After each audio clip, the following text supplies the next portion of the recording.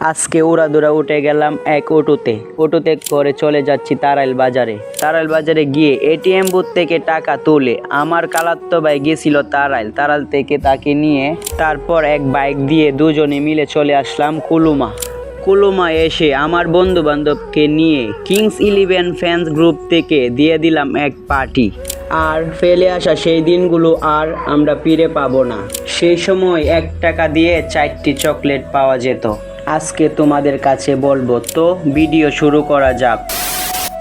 আসসালামু আলাইকুম, hello everyone, আশা করি সবাই ভালো আছেন। আলহামদুলিল্লাহ, তোমাদের দোয়ায় আমিও ভালো আছি। আবার নিয়ে আসলাম তোমাদের মাঝে ধুমকিতুর মতো নতুন একটা চমলক ব্লগ।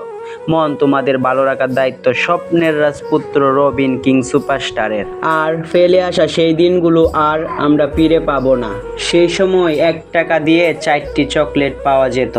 তখন তো আর বিদ্যুৎ ছিল না, তাই বাংলার গ্রাম অঞ্চলে নিশীথে আলুর প্রধান উৎস ছিল হারিকেন। 4-5 পর্যন্তই আমরা হারিকেনে আলু দিয়েই পড়াশোনা করেছি। হারিকেনে হলুদাব মৃত্যু আলু, ডিজেলের গন্ধ আমাদের চিরচেনা। আর সন্ধ্যা হওয়ার আগেই বাসায় ফিরতে হতো। রোজ হারিকেনটা মুছে তেল দিয়ে জ্বালিয়ে দেওয়াটার দায়িত্বটা আমার উপরেই ছিল।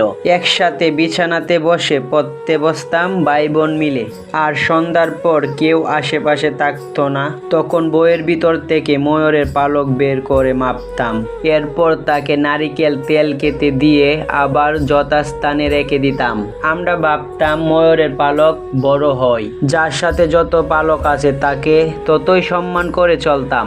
যদি সে দয়া করে একটি ময়ূরের পালক দেয়। এভাবে আমাদের গল্পে ময়ূরে আর নারিকেল তেল মিশে আছে, যার গন্ধ এখনো আমরা পাই প্রতিটি বইয়ের পাতায় পাতায়। রাত পেরিয়ে ভোর হলে দল বেঁধে যেতাম মক্তবে কোরআন শিক্ষাটা ভালোভাবে নেওয়ার জন্য।